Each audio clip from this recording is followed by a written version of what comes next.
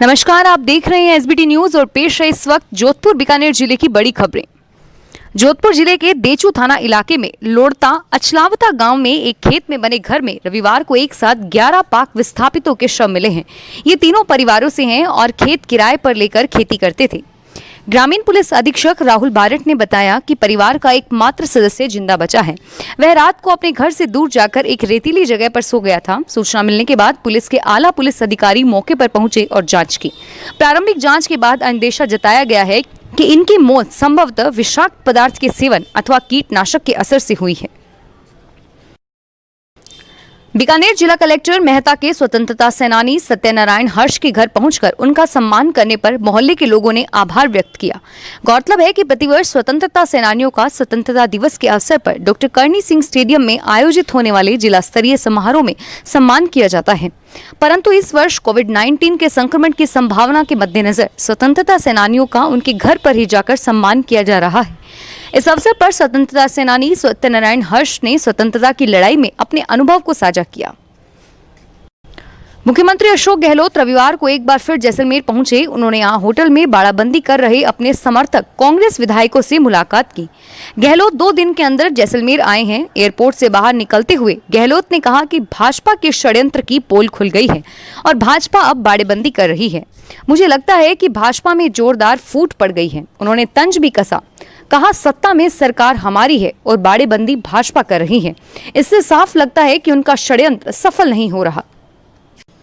बीकानेर में रविवार शाम को आई एक रिपोर्ट में 13 नए संक्रमित आए और इससे पहले 6, 23 और 25 संक्रमितों की पहचान हुई है। जिले में अब तक 64 पॉजिटिव की पहचान हुई है। 13 मिले संक्रमित बीकानेर के बीचवाल, पुष्करना भवन के पास जसुसर गेट, नया शहर थाने के पीछे डागा चौक, कोठारी हॉस्पिटल के पास विश्वकर्मा कॉलोनी, सूरदसानी की गली आदि क्षेत्रों से है। जोधपुर जिला प्रशासन द्वारा शहर में लगाए गए लॉकडाउन का असर रविवार को दूसरे दिन भी दिखाई दिया। रविवार को सार्वजनिक अवकाश होने के कारण लोग अपने घरों में ही रहे। शहर की अधिकांश सड़कें सूनी दिखाई दी और इस लॉकडाउन में सिर्फ दूध और दवा की दुकानें ही खुली रही। किराना और सब्जी की दुकानें भी बंद रखी गई। लोगों में घरों में रहकर लॉकडाउन का समर्थन किया। लोगों के नहीं निकलने से शहर की प्रमुख सड़कों व गलियों में भी ट्रैफिक का दबाव नजर नहीं आया। मुख्य सड़कों व चौराहों पर पुलिस भी मुस्तैद रही। बीकानेर में भारतीय युवा कांग्रेस के स्थापना दिवस पर राजस्थान युवा कांग्रेस के प्रदेश सचिव अरुण व्यास के नेतृत्व में स्थानीय मूमल गार्डन में आयोजित कार्यक्रम में युवा कांग्रेस का ध्वजारोहण समाज सेवी रूप किशोर व्यास ने किया। कोरोना के कहर से अभी तक जोधपुर रोडवेज डिपो की कई बसें घाटे में चल रही है। इसको देखते हुए हाल ही में डिपो ने 25 बसों का संचालन कम किया। जोधपुर डिपो के मुख्य प्रबंधक बीआर बेड़ा का कहना है कि वर्तमान में 40 बसें ही रूट पर संचालित हो रही हैं। इनमें से कई बसें ऐसी हैं जिनमें यात्री भार कम आ रहा है और ऐसे में अगले कुछ दिनों में जोधपुर डिपो कई और बसों का संचालन भी बंद करेगा। बीकानेर शिक्षा विभाग की कथित उदासीनता के चलते वरिष्ठ होते हुए भी उन कार्मिकों को उस पद का लाभ नहीं मिल पा रहा। लंबे संघर्ष के बाद अब न्यायालय से उन्हें राहत मिली तो उनके चेहरे खिल उठे। शिक्षा विभागीय कर्मचारी संघ ने इसके लिए विभाग के खिलाफ जनवरी में मोर्चा खोला था और इसमें अब 3 कार्मिकों को फिलहाल स्थगन मिला और इनमें से 2 कनिष्ठ सहायक थे और 1 वरिष्ठ सहायक के पद पर कार्यरत थे। शिक्षा विभाग की उदासीनता के चलते इनका पदान्वित किया कर दिया गया है। जोधपुर संभाग के विभिन्न जिलों में खस्ता हाल हो रखी सड़कों की दशा सुधारने के लिए करोड़ों रुपए खर्च किए जाएंगे। इसको लेकर पीडब्ल्यूडी ने टेंडर प्रक्रिया शुरू कर दी है। इसमें बाड़मेर जिले में 4,793 लाख, जैसलमेर जिले में 4,951.46 लाख, जालोर में 4,017.85 लाख, जोधपुर में 9,694.82 लाख, पाली में 1,066.44 लाख और सिरोही में 2,772.74 लाख की लागत से डामर सड़क का निर्माण करवाया जाएगा।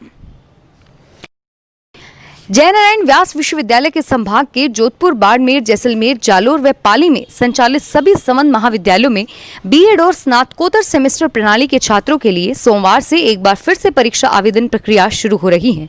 वंचित रह चुके छात्र छात्राओं का 1 सप्ताह का समय और दिया है। इस दौरान एमए, एमकॉम और एमएससी के अलावा बीएड के छात्र छात्राएं भी आवेदन कर पाएंगे। आवेदन ऑनलाइन रहेगा।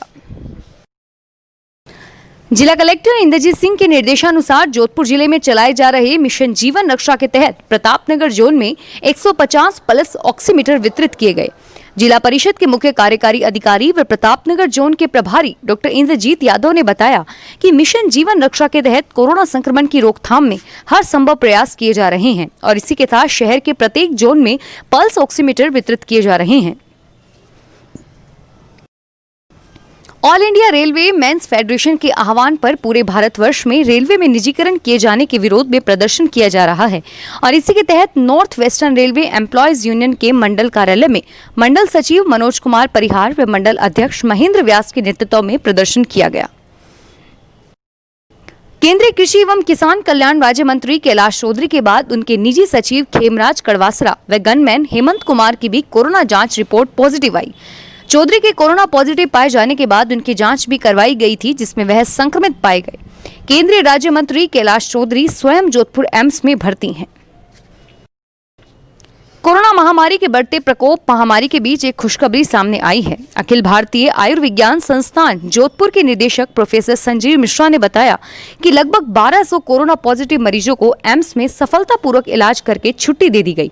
यह इलाज विश्व स्तरीय मानकों के आधार पर किया गया है और मरीजों से यह भी आग्रह किया गया है कि जो कोरोना से पूर्णतः स्वस्थ हुए हैं वो अपना प्लाज्मा ब्लड बैंक में आकर दे सकते हैं, जिससे नए कोरोना पीड़ितों के इलाज में मदद मिलेगी। तीज पर पहली बार महिलाओं ने खुद के सजने संवरने के साथ अपनी थाली, नारियल व सत्तू को भी अपनी कला से निखारा। मौका था रोटरी क्लब ऑफ जोधपुर गरिमा की ओर से पहली बार आयोजित ऑनलाइन नखराली तीजड़ियां प्रतियोगिता का।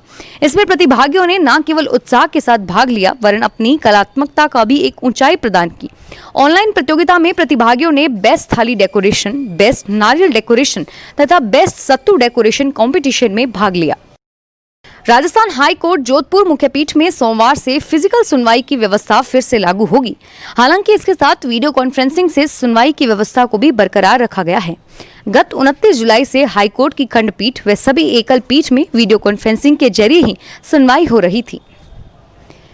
केंद्रीय कृषि एवं किसान कल्याण राज्य मंत्री कैलाश चौधरी ने प्रधानमंत्री नरेंद्र मोदी की ओर से देश के किसानों को दी 1 लाख करोड़ रुपए के प्रोत्साहन पैकेज का स्वागत करते हुए इस क्रांतिकारी कदम को उठाया।